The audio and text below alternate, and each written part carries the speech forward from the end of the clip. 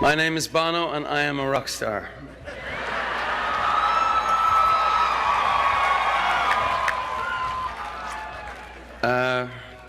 Don't get me too excited, because I use four-letter words when I get excited.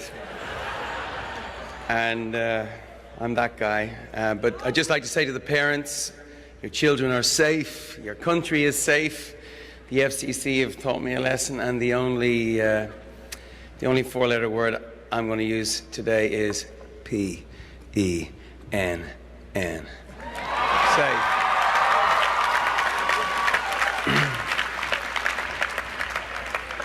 Actually, come to think of it, Bono is a four-letter word. The whole business of obscenity, I don't think there's anything certainly more unseemly than the sight of a rock star in academic robes. It's a bit like when people put their King Charles spaniels in little tartan sweats and hats. It's not natural.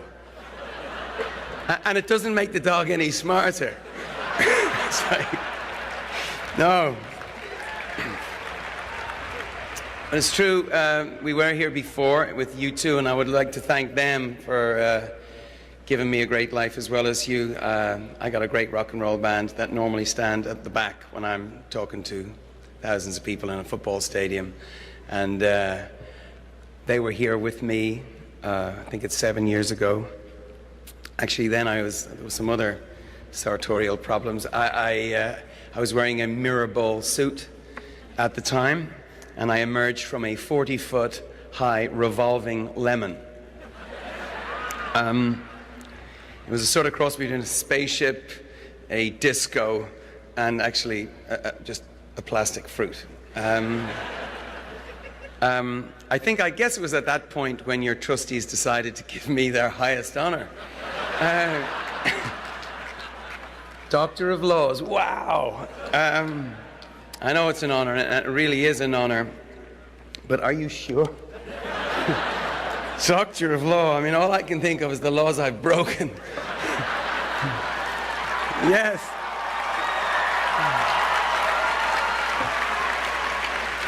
Laws of nature, laws of physics, laws of the Commonwealth of Pennsylvania. And on a memorable night in the late 70s, I think it was Newton's law of motion, sickness, or something. But no, it's true, my resume reads like a rap sheet.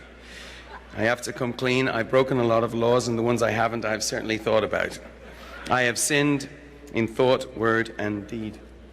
God forgive me. Actually, God forgave me, but why would you? I'm here, getting a doctorate, getting respectable, getting in the good graces of the powers that be. I hope it sends you students a powerful message. Crime does pay.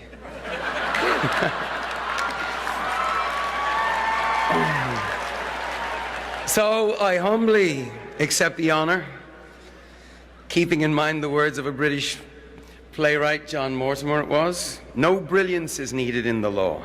Nothing but common sense and relatively clean fingernails. Well, at best, I've got one of the two of those. But no, I never went to college. I've slept in some strange places, but the library wasn't one of them. I studied rock and roll, and I grew up in Dublin in the 70s. Music was an alarm bell for me. It woke me up to the world. I was 17 when I first saw The Clash, and it just sounded like revolution. The Clash were like, this is a public service announcement with guitars. I was the kid in the crowds who took it at face value. Later, I learned that a lot of the rebels were in it for the t-shirt. They'd wear the boots, but they wouldn't march. They'd smash bottles on their heads, but they wouldn't go to something more painful like a town hall meeting. By the way, I felt like that myself until recently. I didn't expect change to come so slow, so agonizingly slow. I didn't realize that the biggest obstacle to political and social progress wasn't the Freemasons or the establishment or the boot heel of whatever you consider the man to be. It was something much more subtle, as the provost just referred to, a combination of our own indifference and the Kafkaesque labyrinth of no's you encounter as people vanish down the corridors of bureaucracy. So that for better or worse, that was my education. I came away with a clear sense of the difference music could make in my own life, in other people's lives, if I did my job right, which, if you're a singer in a rock band, means avoiding the obvious pitfalls, like, say, a mullet hairdo. If anyone here doesn't know what a mullet is, by the way, your education is certainly not complete. I'd ask for your money back. For a lead singer like me, a mullet is, I would suggest, arguably more dangerous than a drug problem. Yes, I had a mullet in the 80s. Now, this is the point where the members of the faculty start smiling uncomfortably and thinking maybe they should have offered me the honorary bachelor's degree. Instead of the full-blown, he should have been the bachelor's one. He's talking about mullets and stuff. And look, if they're asking what on earth I'm doing here, I think it's a fair question. What am I doing here? And more to the point, what are you doing here? Because if you don't mind me saying so, this is a strange ending to an Ivy League education. 4 years in these historic halls thinking great thoughts. And now you're sitting in a stadium, better suited for football, listening to an Irish rock star give a speech that is so far mostly about himself. What are you doing here? Actually, I saw something in the paper last week about Kermit the Frog giving a commencement address somewhere. One of the students was complaining, I worked my ass off for 4 years to be addressed by a sock.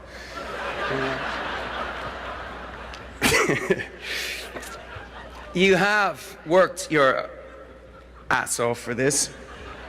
For 4 years, you've been buying, trading, and selling everything you've got in this marketplace of ideas, the intellectual hustle.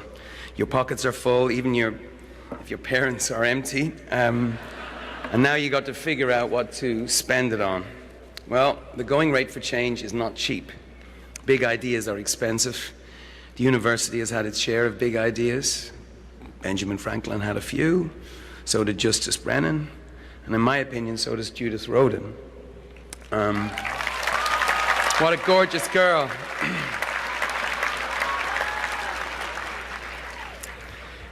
They all knew that if you're going to be good at your word, if you're going to live up to your ideals and your education, it's going to cost you. So my question, I suppose, is, what's the big idea? What's your big idea? What are you willing to spend your moral capital, your intellectual capital, your cash, your sweat, equity in pursuing outside of the walls of the University of Pennsylvania? There's a really great, truly great Irish poet. His name is Brendan Kennelly. And he has this epic poem. It's called The Book of Judas. And there's a line in that poem that never leaves my mind. It says, if you want to serve the age, betray it. What does that mean, to betray the age? Well, to me, betraying the age means exposing its conceits, its foibles, its phony moral certitudes. It means telling the secrets of the age and facing harsher truths. Every age has its massive moral blind spots. We might not see them, but our children will. Slavery was one of them, and the people who best served that age were the ones who called it as it was, which was ungodly and inhuman. Ben Franklin called it when he became president of the Pennsylvania Abolition Society. Segregation, there was another one. America sees this now, but it took a civil rights movement to betray their age. And 50 years ago, the U.S. Supreme Court betrayed the age. May 17, 1954, it says here, Brown versus Board of Education came down and put the lie to the idea that separate can ever really be equal. Amen to that.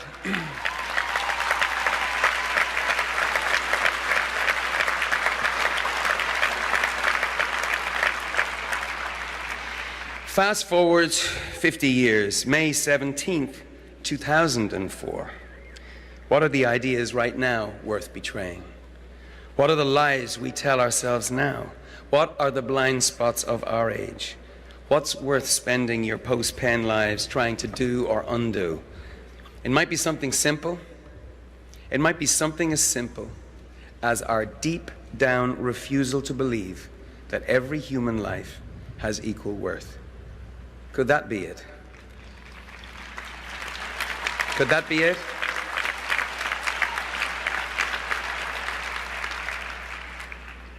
Each of you will probably have your own answer, but for me, that is it. And for me, the proving ground has been Africa. Africa makes a mockery of what we say, at least what I say about equality. It questions our pieties and our commitments, because there's no way to look at what's happening over there and its effect on all of us and conclude that we actually consider Africans as our equal before God. There is no chance.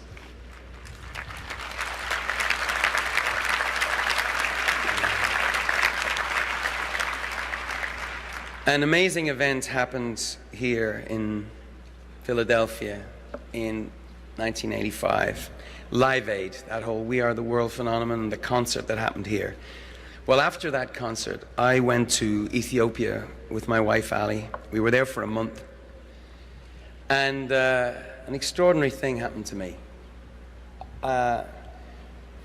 We used to wake up in the morning and the mist would be lifting. We'd see thousands and thousands of people who'd been walking all night and to our food station where we were working. And one man I was standing outside talking to the translator, this beautiful boy, and he was saying to me in Amharic, I guess it was, I was saying, I can't understand what he's saying, and this nurse who spoke English and Amharic said to me, he's saying, will you take his son? He's saying, please take his son. He would be a great son for you. And I was looking puzzled, and he said, you must take my son, because if you don't take my son will surely die. If you take him, he will go back to where he is and get an education. Probably like the ones we're talking about today. And of course I said, I had to say no, that was the rules there. And I walked away from that, and I've never really walked away from it. But I think about that boy and that man. And that's when I started this journey that's brought me here into this stadium. Because at that moment, I became the worst scourge on God's green earth, a rock star with a cause. Crikey. Except it isn't the cause. 7,000 Africans dying every day of preventable, treatable disease like AIDS. That's not a cause. That's an emergency. And when the disease gets out of control because most of the population live on less than $1 a day, that's not a cause. That's an emergency. And when resentment builds because of unfair trade rules and the burden of unfair debts, that are debts, by the way, that keep Africans poor, that's not a cause. That's an emergency.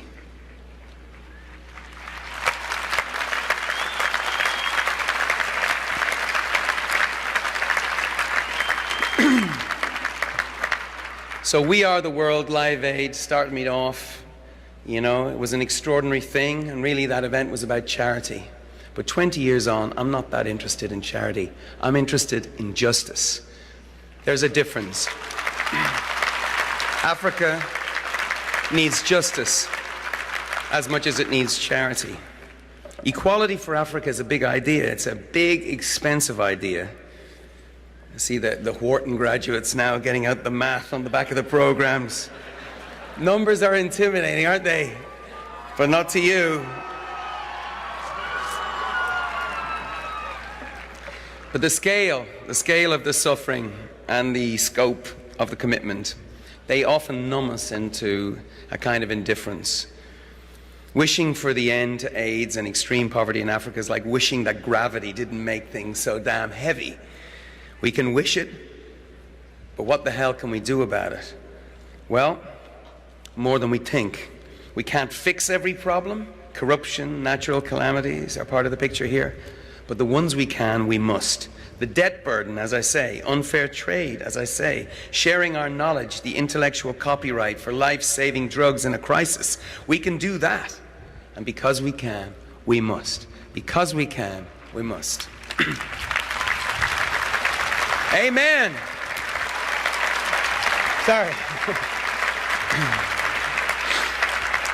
This is the straight truth, the righteous truth. It's not a theory, it's a fact. The fact is that this generation, yours, my generation, that can look at the poverty, we're the first generation that could look at poverty and disease, look across the ocean to Africa and say with a straight face, we can be the first to end the sort of stupid, extreme poverty where in a world of plenty, a child can die for lack of food in its belly. We can be the first generation. It might take a while, but we can be that generation that says no to stupid poverty.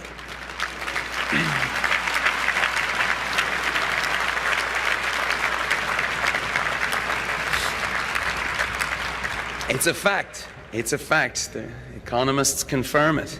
It's an expensive fact, but cheaper than, say, the Marshall Plan that saved Europe from communism and fascism. And cheaper, I would argue, than fighting wave after wave of terrorism's new recruits. That's the economics department over there. Very good.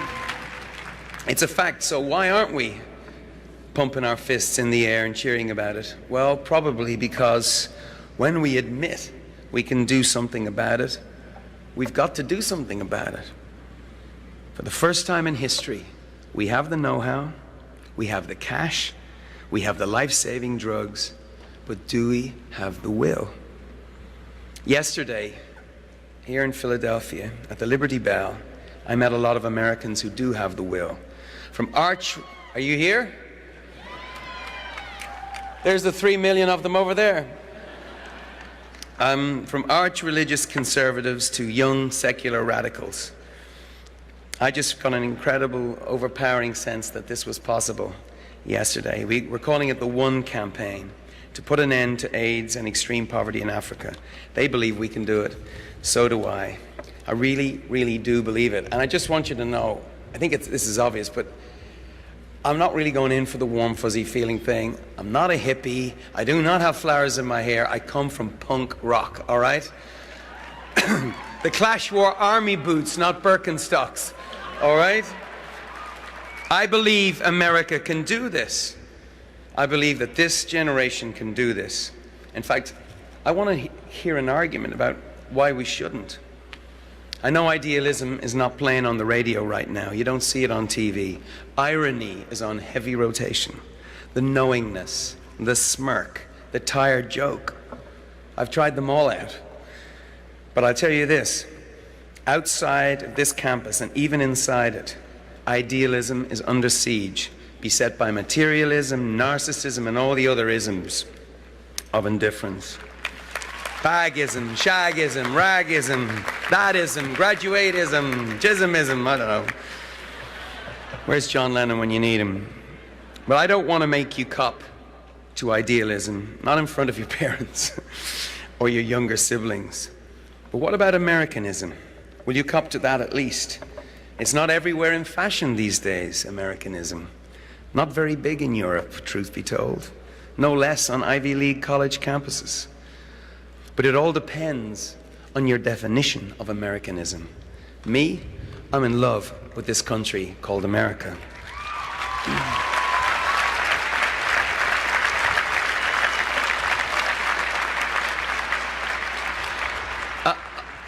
I'm a huge fan. I'm a huge fan of America. I'm like one of those annoying fans. You know, the ones that read the CD notes and follow you into bathrooms and ask you all kinds of annoying questions about why you didn't live up to that, you know. I'm that kind of fan. And I've read the Declaration of Independence, and I've read the Constitution of the United States, and they are some liner notes, dude. And as I said yesterday, I made my pilgrimage to Independence Hall. And I love America because America is not just a country, it's an idea. You see, my country, Ireland, is a great country, but it's not an idea. America is an idea, but it's an idea that brings with it some baggage, like power brings responsibility. It's an idea that brings with it equality, but equality, even though it's the highest calling, is the hardest to reach. The idea that anything is possible, that's one of the reasons I'm a fan of America. It's like, hey, look, there's the moon up there. Let's take a walk on it. Bring back a piece of it. That's the kind of America that I'm a fan of. And in 1971, actually no, in 1771,